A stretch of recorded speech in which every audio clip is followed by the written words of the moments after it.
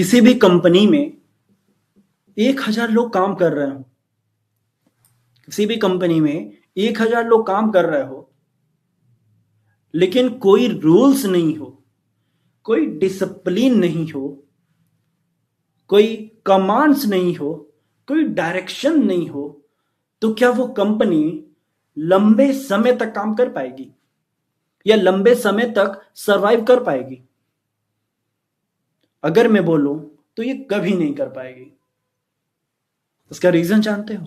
Principles of management होता है, principles of management. आज हम पढ़ेंगे वो चैप्टर जो सिर्फ बोर्ड एग्जाम के लिए नहीं होता है, बल्कि फ्यूचर एंटरप्रेन्योर बनने के लिए या फाउंडेशन बेस को सही करने के लिए होता है। जो स्टूडेंट कॉन्सेप्ट समझकर पढ़ता है उसे मार्क्स नहीं, मास्टरी मिलती है।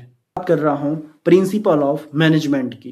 चलिए बिना कोई टाइम वेस्ट किए हम पढ़ते हैं प्रिंसिपल ऑफ मैनेजमेंट, जो कि रहने वाला है हमारा वन शॉट। अगर आप इस वीडियो को देख लिए ना तो इस चैप्टर से रिलेटेड किसी भी वीडियो पे नहीं जाओगे, फुल गारंटी मैं देता हूं। बस एक काम करना है, इस चैनल को सब्सक्राइब कर देना है, बेल आइकन को प्रेस कर देना है, लाइक कर देना है इस वीडियो को एंड शेयर कर देना अपने फ्रेंड सर्कल को। इस वीडियो को पूरा देख लेना, इतना ही काम कर देना, बाकी मैं कर दूंगा। प्रिंसिपल ऑफ मैनेजमेंट क्या होता है इसके बारे में हम पूरा समझेंगे। तो चलो बिना कोई देरी के हम इसके मीनिंग पे आ जाते हैं। अगर मैं बात करूं ना ये मीनिंग होता क्या है, चलिए, moral rules, standards of goods behaviour. Principle of management, principle of managements are generally या general guidelines which can be used under certain situations. The principle are board of student, fundamental truth which provide guidelines for management decision and actions. These guidelines are derived through experimentations and observations. Simple सा मैं बताऊं language, ये तो मैंने एक PPT बना के लाया है ताकि आप नोट्स से एक बार देख लो सारी चीजें। अगर मैं बताऊं इसको एकदम सिंपल वे में तो प्रिंसिपल क्या है, एक प्रिंसिपल ऑफ मैनेजमेंट क्या है, एक जनरल गाइडलाइंस है। ये बोलता है कि भाई साहब आप मैनेज तो करिए लेकिन एक गाइडलाइंस को फॉलो कीजिए, एक रूल्स को फॉलो कीजिए, ठीक है। प्रिंसिपल ऑफ मैनेजमेंट गाइडलाइंस है जो कि बोलता है आप सारी चीजें, सारी सिचुएशंस इसके अंडर में कीजिए, ठीक है। ये सब चीजें होती हैं। Principle of board of statement, fundamental truth which provide guidelines, ठीक है, ताकि आप डिसीजन ले पाओ, ताकि आप एक्शन ले पाओ, ठीक है, आप एक्शन ले पाओ, ठीक है। यानी कि प्रिंसिपल ऑफ मैनेजमेंट वो जनरल गाइडलाइंस है जो कि मैनेज करता है, डिसीजन लेने में हेल्प करती है, ठीक है। ये एक रिजिड रूल्स नहीं होता है, ठीक है, ये एक फ्लेक्सिबल होता है, एक सिचुएशन बेस्ड अप्लाई होता है। चलो ना एक एग्जांपल लेता हूं एक, ठीक है। जैसे कि अगर एक स्कूल का प्रिंसिपल है, वो डिसाइड कर रहा है कि टीचर्स को स्कूल के अंदर स्ट्रिक्ट रखना चाहिए या फ्रेंडली रहना चाहिए, ठीक है। एक टीचर को प्रिंसिपल, जो स्कूल के प्रिंसिपल होते हैं ना, वो डिसाइड करते हैं कि वो स्ट्रिक्टली सारे बच्चे के साथ रहना चाहिए या फ्रेंडली रहना चाहिए। तो ये सिचुएशन देखकर डिसाइड करेगा ना, ठीक है। यही प्रिंसिपल है, यही हमारे हेनरी फ्योल, या बोल सकते हो हेनरी फ्योल के बारे में तो अभी नहीं आएगा, वो आगे मैं बताऊंगा, ठीक है। ये हमारा मीनिंग ऑफ प्रिंसिपल बता रहे हैं, ठीक है। मैनेजमेंट पढ़ना मतलब लाइफ मैनेज करना सीखना, ठीक है। लाइफ को मैनेज कैसे करना होता है, कैसे सीखना होता है इन सारी चीजों के बारे में, ठीक है। अगर मैं बात करूं प्रिंसिपल के आगे का यानी कि मीनिंग के आगे का जो हमारा होता है नेचर्स फीचर्स ऑफ पीओएम। अच्छा पीओएम क्या होता है मैं बता दूं, प्रिंसिपल ऑफ मैनेजमेंट, ठीक है। अच्छा इसमें क्या है, यूनिवर्सल एक होता है, universal application can be, mistake हो गई है, ये तुम्हारा अप्लाई वी अप्लाइड होगा, ठीक है, applied to all kind of organisations, ठीक है, ये तुम्हारा मिस्टेक हो गया है। यानी कि बोल सकते हो ना यूनिवर्सल होता है, ठीक, all kind of manage organisations irrespective of their sizes हो जाएंगे एंड नेचर हो जाएंगे। यानी कि जितने भी ऑर्गेनाइजेशंस हैं सबका साइज अलग है, सबका नेचर अलग है, जितने भी बिजनेसेस चल रही हैं ओवरऑल वर्ल्ड में, ठीक है, सबका अलग अलग डिपार्टमेंट होता है ना, सबका अलग अलग नेचर होता है, ठीक है। तो ये हमारा यूनिवर्सल एप्लीकेशंस है। उसके बाद मैं बात करूं जनरल गाइडलाइंस की, यानी कि सेकंड पॉइंट इसका, general guidelines rules and instructions as per situation. जो भी रूल्स होते हैं, जो भी इंस्ट्रक्शंस होते हैं, वो सिचुएशंस के बिहाफ पे होते हैं, ओके। फिर आ जाओ form by practice and experimentations obtain through the experimentation and observations. यानी कि जो भी प्रैक्टिसेस करता है, जो भी एक्सपेरिमेंटेशंस करते हैं, जो भी फॉर्म करता है ना, तो ये क्या करता है, एक्सपेरिमेंटेशन को एंड ऑब्जर्वेशन को देखते हुए करता है, ठीक है। फोर्थ हमारा फ्लेक्सिबल हो जाएगा, तो मालूम ही है, मैंने जैसे अभी एग्जांपल लिया, ठीक है। प्रिंसिपल आर नॉट रिजिड, ये ऐसा कोई रिजिड नहीं होता है, but are modified according to business environmental need. ये तुम मॉडिफाई कर सकते हो अपने अकॉर्डिंग, बिजनेस के नेसेसरी के अकॉर्डिंग या बिजनेस के इन्वायरमेंटल्स को देखते हुए, ठीक है। आशा करता हूं आपको समझ में आ रहा होगा ये सारी चीजें। Provide managers with useful insight into reality through the improved knowledge, ability, understanding, and improved guidelines to managers. Okay. Optimum utilization of resources and effective administrations throughout the coordinated use of physical, finance, and human resources. ठीक है, यानी कि इसका मतलब क्या हुआ, ठीक है, नॉर्मली मैं बता दूं, समझा दूं, जो भी हमारे पास रिसोर्सेस है ना, उस चीज को, उस सारी रिसोर्सेस को अच्छे से यूज करना एक इफेक्टिव मैनर में through of the coordinated use of physical and financial human resources. जो हमारे ह्यूमन रिसोर्सेस हैं, जो फाइनेंशियल चीजें हैं, जो फिजिकली जो चीजें हैं, उन सारी चीजों का एक कोऑर्डिनेशन लेके चलना, ताकि हमारे बिजनेस में बोल सकते हो improve efficiently and effective improvement हो पाए और हमारे बिजनेस ग्रोथ कर पाए और हमारे बिजनेस स्मूथली रन करे, ठीक है। तो ये सारी चीजें होती हैं। फिर मैं बात करूं scientific decision, yes scientific decision, यानी कि जो भी डिसीजन होना चाहिए वो मोर रियलिस्टिक होना चाहिए, ट्रूथफुल होना चाहिए, जस्टिफाइबल होना चाहिए, फ्री फ्रॉम पर्सनल बायस होना चाहिए, ओके। तो ये सारी चीजें हमारी होती हैं, ठीक। Meet the changing environment requirement of providing effective dynamic leaderships and implementing the changes, ठीक है। तो आशा करता हूं आप लोग को सारी चीजें समझ में आ रहा होगा आपको, ओके ओके। अच्छा मैं इसको लर्न करने का एक तरीका बता दूं आपको, लर्न करने का तरीका, आप इसको ना, आप इसको USC भी बोल सकते हो, U for application, U for क्या हो जाएगा universal, F for flexible, second cause effect बोल सकते हो, या B यानी कि B फॉर बिहेवियरल बोल सकते हो, ठीक है। तो ये सारी चीजें होती हैं। फीचर्स लिखते समय ध्यान देना, एग्जाम्पल जरूर देना, तभी आपको फुल मार्क्स मिलेंगे, ठीक है। तो इस चीज का एग्जाम में मतलब ध्यान देना अगर आ गया तो, ठीक है। अब मैं बोलूं थोड़ा सा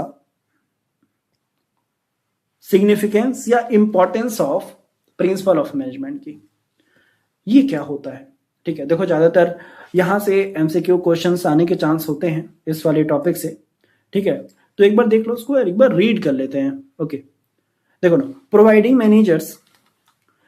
managers without useful insight into reality, improve knowledge, ability, understanding, improve guidance to the managers।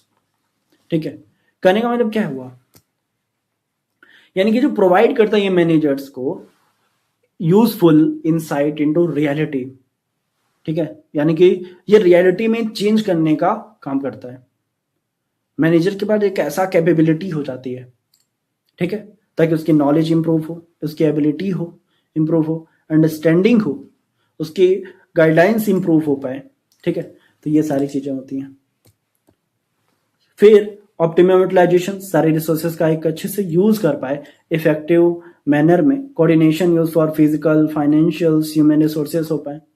Scientific decision हो गया, land to more realistic throughout the justifiable and free from personal bias हो गए।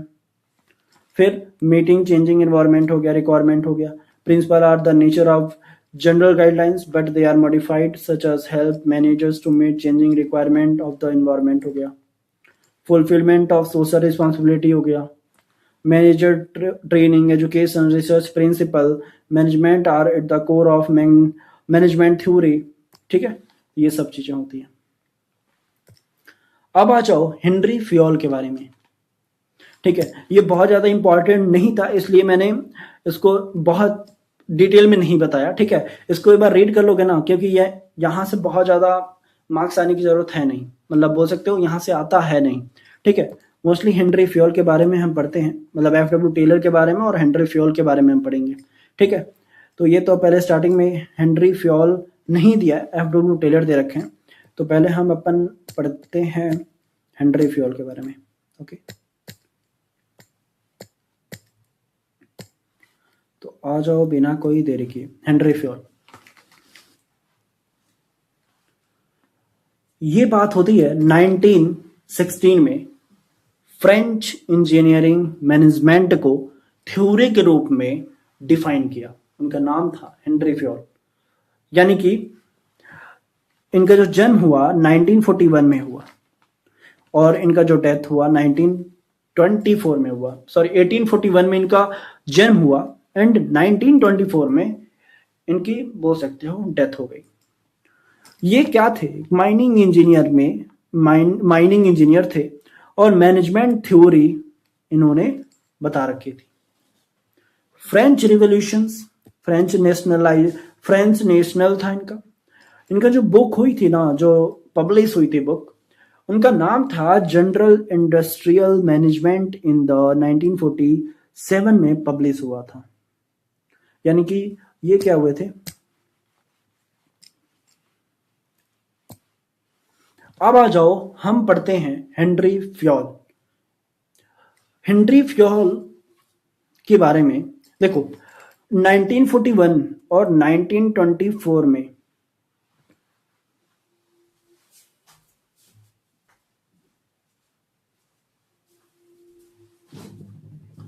अब आ जाओ देखते हैं हेनरी फ्योल के बारे में।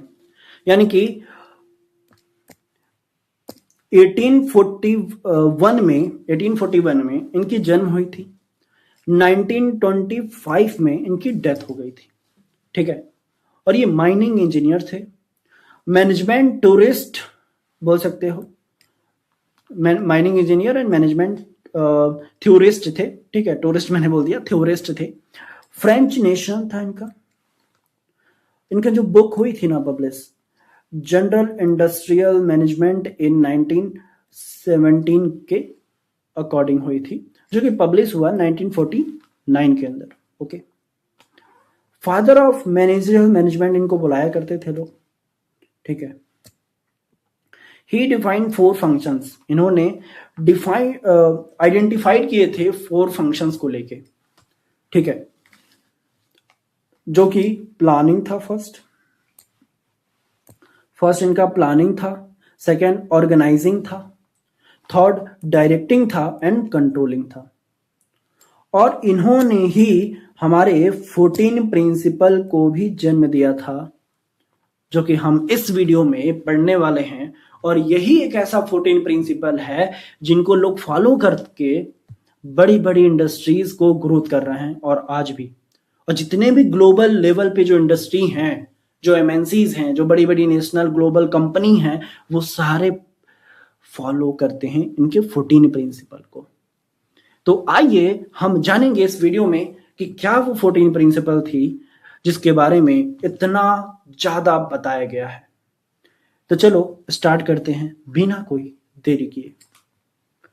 फर्स्ट मैं प्रिंसिपल का अगर नाम बताऊं,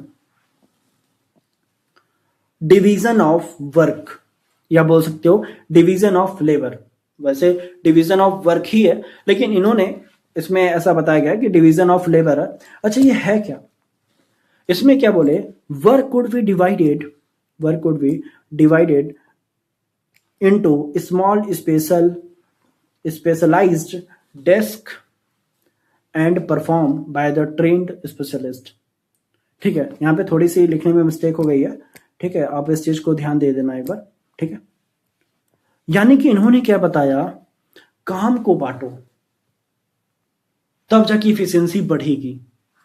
यानी कि जो भी काम है, जो भी वर्क आपको असाइन किया गया है, उस चीज को डिवाइड करो और डिवाइड कर करके आप उस चीज को कंप्लीट करो, तब जाके आपका इफिशियंसी बढ़ेगा और वो काम इजीली और फास्ट तरीके से वो कंप्लीट होगा। ओके, सेकंड बताया गया है authority and responsibility. There we must be the right balance between both. अगर मैं बताऊं ऑथोरिटी का मतलब क्या होता है, authority right to give order, responsibility duty to perform the assign task. और अथॉरिटी में क्या है, पावर प्लस अकाउंटेबिलिटी, दोनों साथ में रहना चाहिए। ठीक है, यानी कि जो भी ऑर्डर आपको दिया गया वो तो आपको करना है, वो एक राइट है, लेकिन वो आपकी रिस्पॉन्सिबिलिटी बनती है उस चीज को परफॉर्म करना, टास्क असाइन करना। ठीक है, तो ये हमारा जब दोनों मिल के काम होगा ना, तब जाके हमारी क्या होगी, कोई भी वर्क इजीली कंप्लीट हो पाएगा। ठीक है, फिर आ जाओ डिसिप्लिन में। ये डिसिप्लिन क्या होता है? डिसिप्लिन का मतलब ये होता है कि उन्होंने जितने भी रूल्स हैं उन सबको फॉलो करो। ठीक है, तब जाके तुम्हारे सारी चीजें सही हो पाएंगे और एक सिस्टमैटिक मैनर में फॉलो हो पाएगा और आपका काम स्मूथली रन करेगा। ठीक है, तो ये सारी चीजें होती हैं। तो discipline, follow the rules regulations of the business. फिर मैं बोलूं fourth, unity of command. One employ one boss. तुम खुद बताओ ना यार, अगर एक एम्प्लॉय है, ठीक है, और उसको सारे लोग कमांड दे रहे हैं, क्या वो पॉसिबल है? कोई वो ढंग का काम कर पाएगा? पॉसिबल ही नहीं है भाई, पॉसिबल ही नहीं है कोई। एक बॉस, ठीक है, वन गोल, यानी कि बोल सकते हो sorry, one employ one boss, यानी कि एक बॉस है और वो बॉस एक एम्प्लॉय को वो वर्क दे रहा है, वो वर्क असाइन कर रहा है, तब देखो वो काम अच्छे से कर पाएगा। अब एक ही एम्प्लॉय 50 तो बॉस हैं, लग रहा है उनको काम देना, तो कभी कर पाएगा? नहीं कर पाएगा भाई। ठीक है, फिर यूनिटी ऑफ कमांड, ये क्या होता है? Receive order from one boss, ये तो मैंने बता दिया unity of command. Unity of direction, हाँ, all the unit of the organisation but aim and move toward achieve the organisational goal. इसमें क्या है, वन गोल है तो वन प्लान भी होना चाहिए, यानी कि all the unit of organisations aim, जो भी एम है, ठीक है, जितने भी ऑर्गेनाइजेशंस हैं, ठीक है, अब तुम्हें मालूम है कि सारे ऑर्गेनाइजेशंस के अलग अलग गोल होते हैं, अलग अलग नेचर होता है, अलग अलग डिपार्टमेंट होता है, राइट? ठीक है, तो जितने भी लोग काम कर रहे हैं उन सबका गोल एक ही होना चाहिए। ठीक है, तब जाके वो अचीव हो पाएगा ना। तो यही हमारा है unity of sorry one plan one goal. ठीक है, एक गोल है, प्लान करो, आगे अपना बढ़ते रहो। तो ये हमारा सारा पार्ट होता है। नेक्स्ट मैं बात करूं सबऑर्डिनेशन ऑफ इंडिविजुअल इंटरेस्ट पे। ठीक है, अच्छा इसमें क्या होता है? पढ़ लो, एक बार रीड कर लो। Subordination of individual interest, general interest of organisation interest is more important than individual interest. यानी कि पर्सनल इंटरेस्ट तो चलो ठीक है, ठीक है,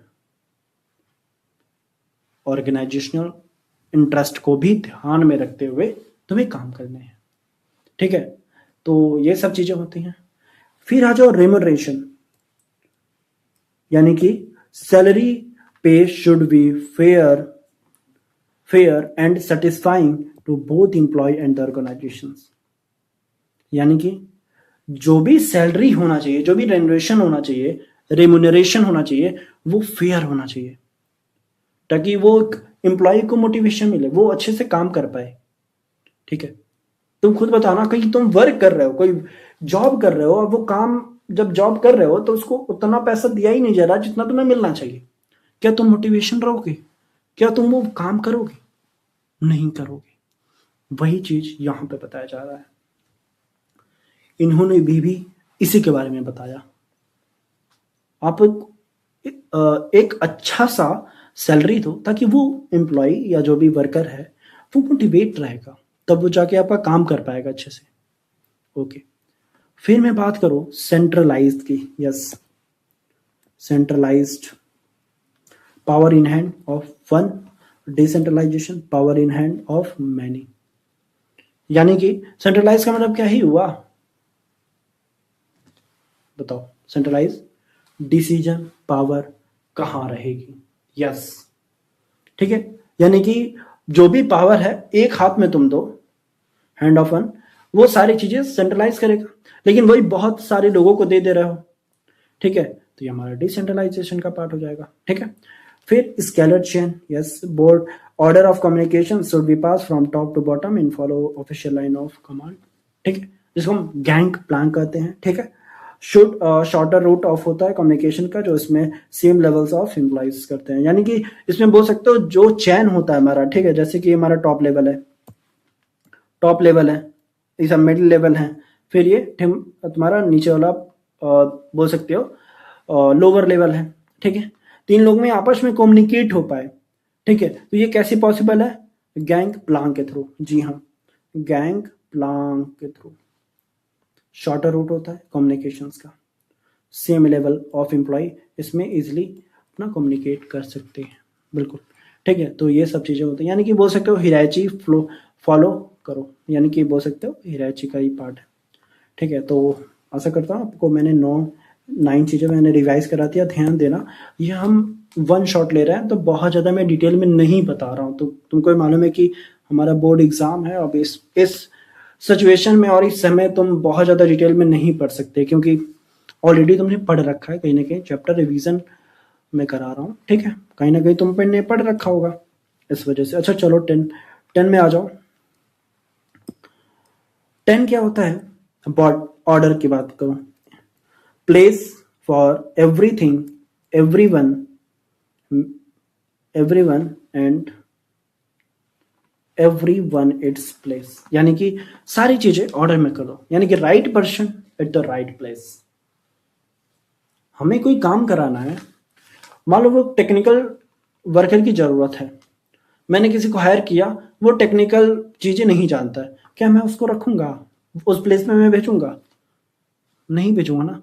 मैं एक ऐसे पर्सन को रखूंगा जो टेक्निकल सारी चीजें वो जानता है, ठीक है। तो ये सब चीजें होती हैं। तो राइट पर्सन को राइट प्लेस पे वर्क दो, ठीक है। फिर आ जाओ इक्विटी या इक्वलिटी, काइंडनेस हो गया, एम्पैथी हो गया, जस्टिस हो गया, बिहेवियर ऑफ मैनेजर्स हो गया, टुवर्ड्स वर्कर्स हो गया। तो ये सारी चीजें हमारी इक्विटी की बात करो, यानी कि सबको एक फेयर ट्रीटमेंट करो, जो भी बोल सकते हो, यानी कि कोई इसमें बोल सकते हो भेदभाव ना रखो, ठीक है। इसलिए अगर मैं बोलूँ तो भेदभाव ना रखो। ओके। फिर आ जाओ टेन्योर स्टेबिलिटी, यानी कि job security. Frequently displacement of employees from their position should be avoided, they should be given sufficient time to slow their result, ठीक है, तो ये हमारे पार्ट होते हैं। फिर मैं बात करूँ इनिशिएटिव की, हाँ जी, employ to encourage the develop and carry out their improvement plan, ठीक है, एक्सेट्रा। तो ये सब हमारे इनिशिएटिव के पार्ट होते हैं, एम्प्लॉय को आइडियाज देने को, ठीक है, जो ताकि वो उसका डेवलप होगा ना, तो ये इम्प्रूव करेगा, ठीक है। तो ये सब चीजें होती हैं। Spirit de corps, team spirit को मेंटेन करना भाई, need for team work and spread the harmony, ठीक है, सबके बीच में एक हार्मोनी लाओ, ठीक है। तो इसी के साथ हमारा 14 प्रिंसिपल कंप्लीट होता है, और आशा करता हूँ आप लोग को समझ में आ गया होगा। ओके, ठीक है, अब आ जाओ हमारे FW टेलर के बारे में पढ़ते हैं। और आपको भी मालूम है हमने हेनरी फ्योल के बारे में पूरा पढ़ लिया, अब आ जाइए FW टेलर के बारे में थोड़ा सा देख लेते हैं। उसके पहले मैं एक पानी पी लूं। FW टेलर यानी कि फेडरिक विंसलो टेलर, ये क्या थे? अगर फॉयल जो हेनरी फ्योल थे ने, हेनरी फ्योल जी ने जो थे वो स्ट्रक्चर दिया, यानी कि एक जो बिजनेस का स्ट्रक्चर होता है ना, हेनरी फ्योल ने दिया। लेकिन जो हमारे FW टेलर जी थे उन्होंने स्पीड दी। हेनरी फ्योल स्ट्रक्चर दिए तो हमारे FW टेलर महाराज स्पीड दिए। और ये दोनों लोग का जो टेक्निक था, जो प्रिंसिपल थे, इन सारी चीजों को फॉलो करके हमारी जो कंपनियां थी वो आगे बढ़ गई और वो ग्रोथ हुई और आज भी हो रही हैं, ठीक है। तो चलो हम पढ़ते हैं, ठीक है, FW टेलर के बारे में। देखो, मार्च 20 1856 and March 21 1945 he was American mechanical engineer थे, ठीक है। और पब्लिश हुआ था प्रिंसिपल ऑफ मैनेजमेंट इन 1911, ठीक है। He introduce the price rate of wage system, ये जो प्राइस रेट बताए, वेज सिस्टम बताए, इन्होंने ही इंट्रोड्यूस किया। फिर फादर ऑफ साइंटिफिक मैनेजमेंट इनको बोला जाता है, ठीक है। और हमारे जो टेलर महाराज थे ना, जो हमारे टेलर महाराज थे, उन्होंने बोले, मतलब इनका वर्कर एफिशिएंसी बहुत सही तगड़ा रहा, यानी कि जो वर्कर एफिशिएंसी थी, ठीक है, इस पे इन्होंने मेन फोकस रहा। फिर हमारे साइंटिफिक मेथड पे फोकस रहा, जो साइंटिफिक मेथड होते हैं उन पे ये बहुत सही फोकस किए। फिर इन्होंने मैक्सिमम आउटपुट पे भी ध्यान दिया, इन्होंने मैक्सिमम आउटपुट निकालने का कोशिश किए, ठीक है। तो इस तरह की चीजें इनका मेन फोकस रहा, ठीक है। टेलर के अगर टेक्निक्स की मैं बात करूं आगे चल के, ठीक है, तो फर्स्ट टेक्निक हमारी होती है science not rule of thumb, yes, या बोल सकते हो प्रिंसिपल ऑफ साइंटिफिक मैनेजमेंट की मैं बात करूं, ठीक है। ये तो हमारा प्रिंसिपल है साइंटिफिक मैनेजमेंट का, मैंने टेक्निक के बोला है। टेक्निक हमारा होता है, पहले मैं टेक्निक आपको बता दूं, ठीक है। हाँ, ये सब हमारे टेक्निक्स हैं। चलो प्रिंसिपल ही फॉलो कर देते हैं, ठीक है। Science not rule of thumb, अच्छा ये होता क्या है? Science not rule of thumb क्या होता है? There should be scientific study, there should be scientific study and analysis stunted of hit miss approach encourage the thinking before doing, ठीक है, बिफोर डूइंग। अब इसमें क्या है, ये क्या करना है, स्टडी को एनालिसिस करना, जो भी मिस अप्रोच है उन सारी चीजों को।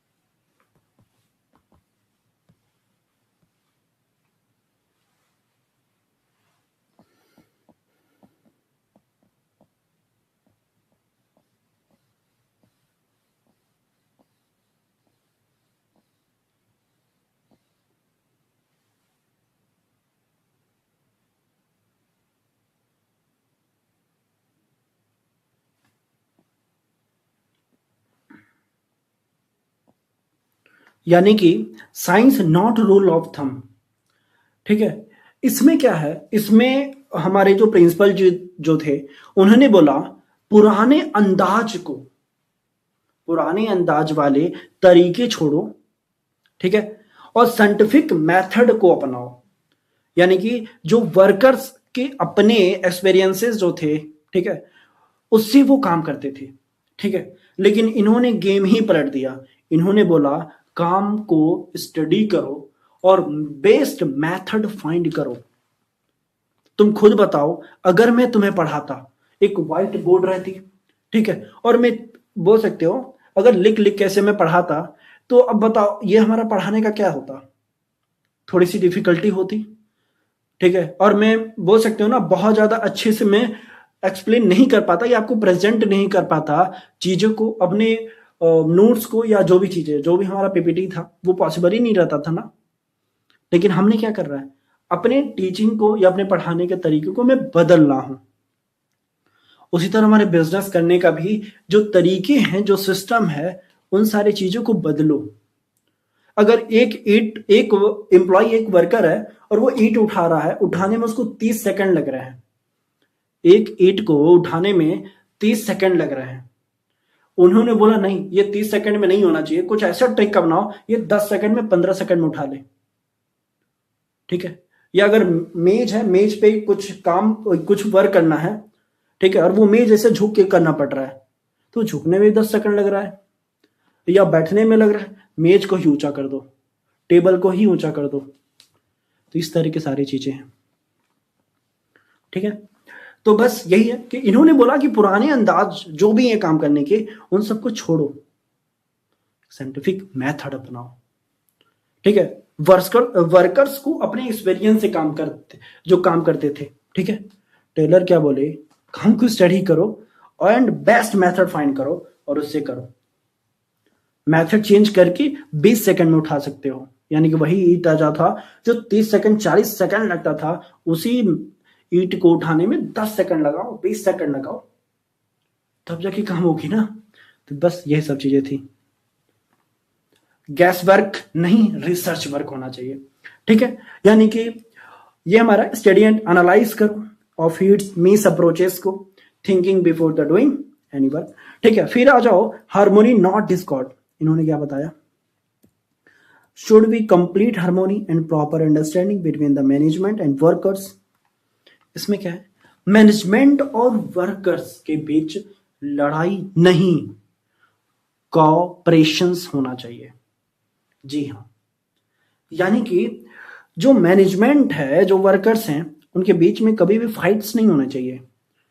उनके बीच में बोल सकते हैं एक कोऑर्डिनेशन होना चाहिए, एक बोल सकते हो कॉपरेशन होना चाहिए, आपस में मिलजुल के वो काम करें, तब जाके हमारी इफिशिएंसी बढ़ेगी, तब जाके हमारी बिजनेस ग्रोथ होगी, तब जाके हम अचीव कर पाएंगे अपने गोल्स को। ये बोले थे FW टेलर ने। इसी वजह से इनको आज भी जो बड़े बड़े इंडस्ट्रीज हैं वो याद करता है, इनके बातों में वो अमल करता है और अपने बिजनेस को वो रन करता है।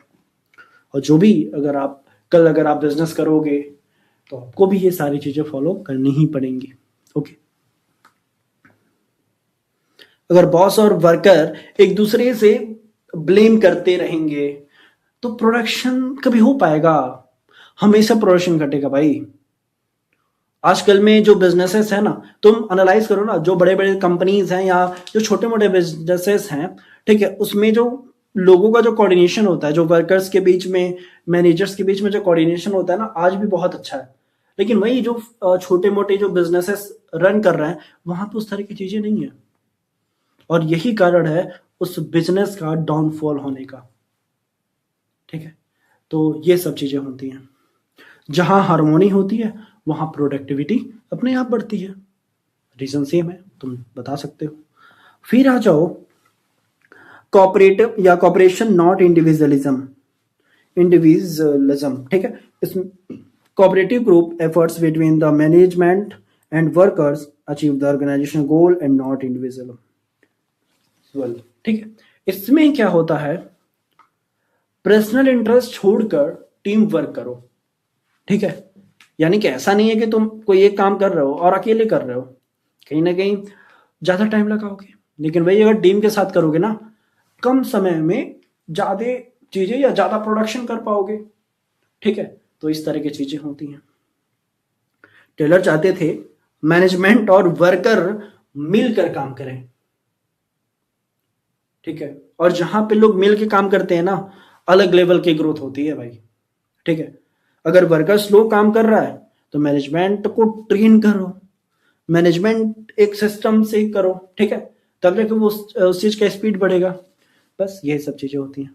फिर आ जाओ development worker to their greatest efficiency and prosperity. हर वर्कर को साइंटिफिकली ट्रेंड करो। जितने भी वर्कर्स हैं उन सबको एक ग्रेट प्रोस्पेरिटी दो। ठीक है, और ये उसकी इफिशिएंसी बढ़ाओ। ठीक है, तो ये चीज थी। कभी भी ओल्ड मेथड से काम करोगे तो वर्कर खुद सीखता, यानी कि वर्कर खुद सीखता था, लेकिन इस समय क्या है, टेलर की जो मेथड है, ठीक है, वो क्या है, ट्रेन प्लस स्किल डेवलपमेंट। तुम ट्रेनिंग दो, ट्रेन करो अपने आप को, स्किल डेवलपमेंट करो, अपने आप तुम्हारे पास एफिशिएंसी आ जाएगी। ठीक है, तो ये सब चीजें थी। Right person, right training is equal to right result. ठीक है, यही सब चीजें थी। अच्छा, management should be scientifically select the worker, assign the job as per the physical, mental, intellectual capability and potential, the train them as per the job requirement. ठीक है, तो इस तरह की चीजें हमारी थी, और इसी के साथ मैंने इनके 4 टेक्निक्स यानी कि साइंटिफिक मैनेजमेंट खत्म कर दिए। तो आशा करता हूँ आप लोग को समझ में आया होगा। Principle of scientific management, science not rule of thumb हमने बताया, हार्मोनी नॉट डिस्कार्ड बताया। Science not rule of thumb में हमने क्या बोला, जल्दी बताओ। पुराने अंदाज वाले तरीके छोड़िए, ठीक है, साइंटिफिक मेथड अपनाओ। ठीक है, और हार्मोनी में क्या बोला, मैनेजमेंट और वर्कर के बीच लड़ाई नहीं होना चाहिए, कॉपरेशन, दोनों सब कोई मिल के काम करो। ठीक है, इंडिविजुअल लेवल पे ना करो। ठीक है, फिर development of each every person, सारे लोगों का डेवलपमेंट होना चाहिए, ट्रेनिंग एंड स्किल डेवलप करो। ठीक है, तो इसी के साथ हमारा ये चारों प्रिंसिपल खत्म होता है और हम आ जाते हैं थोड़े से आखिरी पड़ाव पे। अच्छा, हमने तो मीनिंग तो बताया नहीं, एक बार रीड कर लो और ज्यादा अच्छे समझ में आएगा, क्योंकि तुमने पिछला रिवाइज कर लिया। देखो, meaning, conduct of business activities according to standardised tool, method and trained person so as to have the increased output through the effective and optimum utilization of resources. जी हाँ, hence it is a stress that ever there is always one best way is doing things. ठीक है, अगर मैं बात करूं techniques की, मैंने techniques आपको शायद नहीं बताया, चलो स्टार्ट करते हैं। टेक्निक भी बहुत सिंपल है, बहुत ज्यादा ऐसा कुछ है नहीं। ठीक है, फंक्शंस फॉरमैनशिप, अगर मैं बोलूं फंक्शंस फॉरमैनशिप क्या होता है, फंक्शंस फॉरमैनशिप क्या होता है, इसके बारे में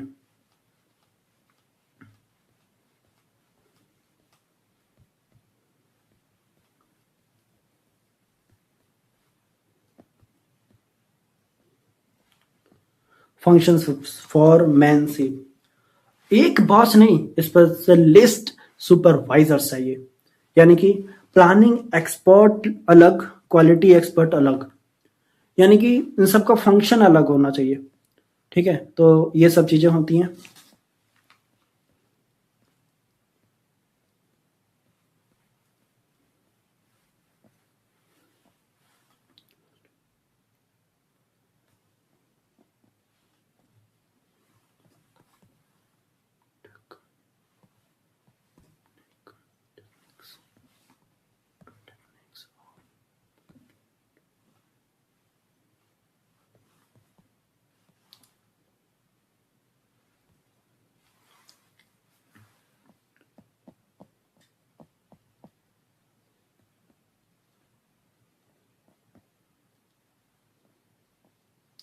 ठीक है, एक boss, techniques of scientific management, ये क्या बोलता है।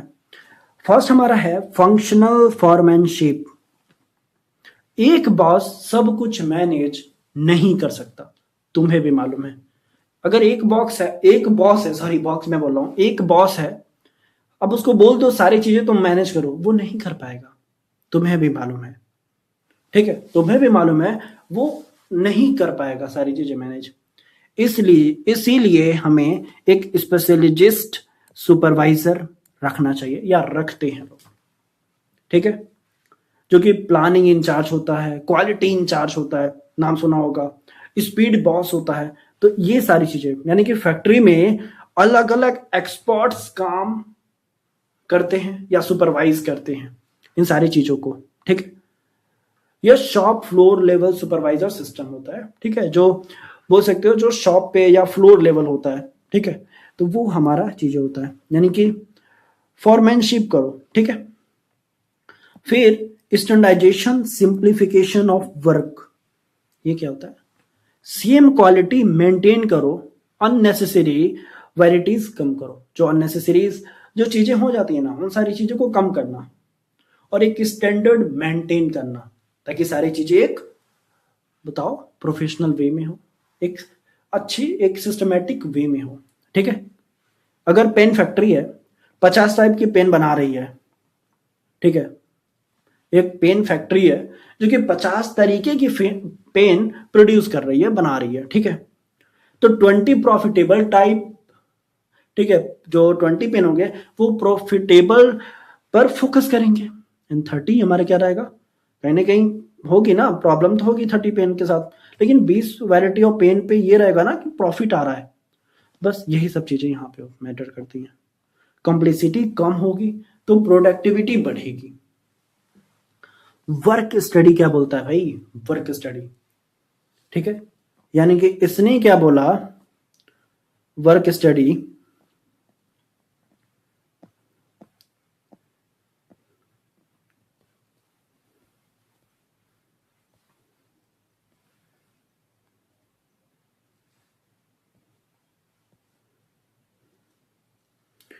यानी कि वर्क के बारे में बताया, ठीक है, यानी कि बोल सकते हो अगर वर्कर बार बार झुक रहा है, ठीक है, तो टेबल एडजस्ट कर दो ना भाई, ठीक है, तो ये चीजें होती हैं।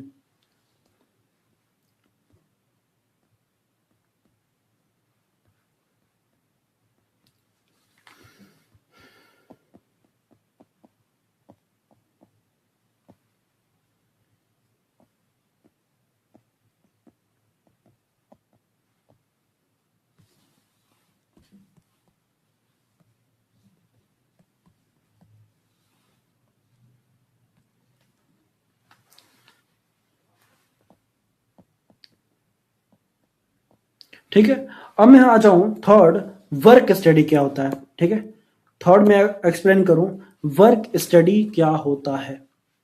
वर्क स्टडी का मतलब है काम को साइंटिफिक तरीके से एनालाइज करना, ठीक है, साइंटिफिक तरीके से एनालाइज करना, ताकि best method and minimum time maximum output निकले।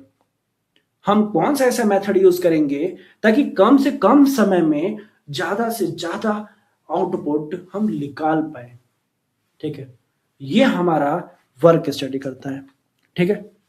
फिर आ जाओ डिफरेंट वेज सिस्टम, जी हाँ, डिफरेंशियल वेज सिस्टम।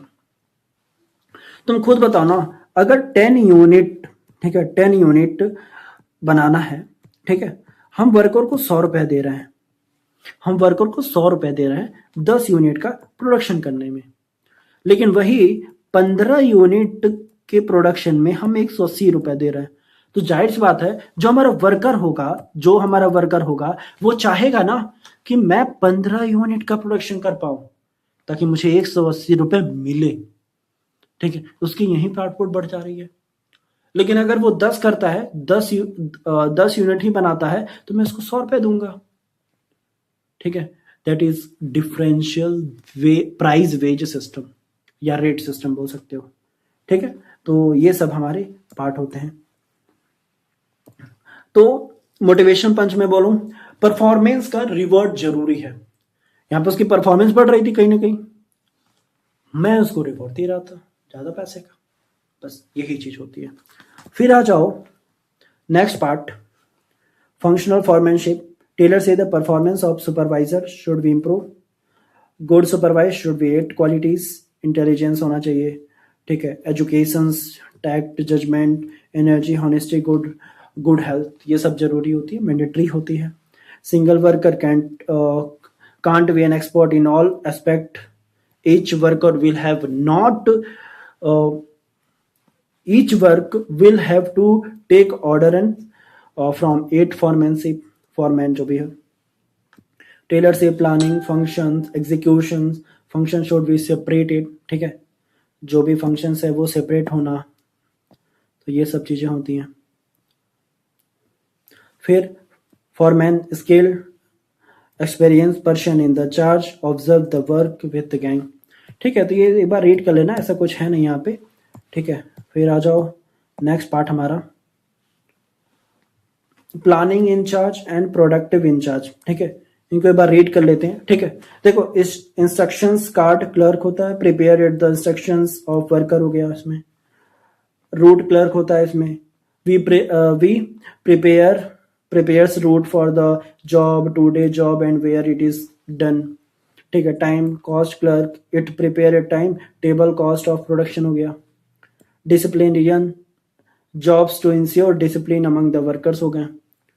फिर गैंग बॉस हो गया, to keep the machines and tools ready for operations हो गए। Prepare boss, to ensure all the machines and tools are good conditions हो गया। Inspector, ensure work is done as a quality हो गया, ठीक है, तो ये सब चीजें होती हैं। फिर फंक्शनल फॉरमैनशिप, जैसे कि देखो ना, फैक्ट्री मैनेजर है, फैक्ट्री एक मैनेजर है, इसमें क्या हो रहा है, प्लानिंग इंचार्ज है और प्रोडक्शन इंचार्ज है। प्लानिंग में देखो क्या है, कार्ड क्लर्क है, इंस्ट्रक्शंस हो गया, रूट क्लर्क हो गया, टाइम कॉस्ट क्लर्क हो गया, और एक डिसिप्लिनेरियन कॉस्ट हो गया या डिसिप्लिनेरियन हो गया। वहीं प्रोडक्शन इंचार्ज में स्पीड हो गया, गैंग बॉस हो गया, रिपेयर बॉस हो गया, इंस्पेक्टर हो गया, जो इन सारी चीजों को इंस्पेक्ट करता है, ठीक है, वो पुलिस वाला इंस्पेक्टर नहीं, ठीक है। तो ये सारी चीजें होती हैं, और इधर की जितने भी वर्कर हैं, इधर जितने भी वर्कर हैं, तब जाके एक क्या है, हमारा प्रोडक्शन फैक्ट्री मैनेजर इस तरह के काम कराता है, तब जाके हमारा एक आउटपुट निकल के आता है। समझ रहे हो, ये सारी चीजें होती हैं भाई। जैसे देखो, standardisation and simplification of work किया गया है। तुम मॉल्स में जाओ ना, देखो कितने अच्छी से सारी चीजें रखी रहती हैं, ठीक है, एक प्लेस पे रखी जाती हैं, एक ऑर्गेनाइज वे में रखी जाती है, एक स्टैंडर्ड तरीके से रखा जाता है, एक सिंप्लीफिकेशन किया जाता है इन सारी चीजों का, ठीक है। तो इन सबको एक बार पढ़ लेना, to maintain quality excellence, to set up the standard in man machinery, process of setting standards for every business activity to maximize output, simplifications, eliminating necessary varieties of size, grades of product manufactured in organizations, तो ये सब चीजें होती हैं, ठीक है। Work speed की मैं बात करूं, tool of management to analyse study job, ठीक है, मेथड टाइप, जैसे कि स्टडी हो गया, मोशन स्टडी हो गया, टाइम स्टडी हो गया, फोरकास्ट हो गया। अच्छा, मैं बात करूं टाइप्स ऑफ मेथड, जैसे कि finding the best way doing the job in the stage of production of consumption, ठीक है। मोशन स्टडी क्या बोलता है, analyze various motion, perform the worker while the doing particular task, lifting, seating, changing objective, eliminate the unproductive movement and equipment हो गया, ठीक है। Time study में, it is a technique used the determining the standard time taken by the workman with reasonable skill ability to perform particular task हो गए। Amount of the rest taken by the worker while completing the task हो गया, ठीक है। तो ये सब चीजें हमारे होते हैं।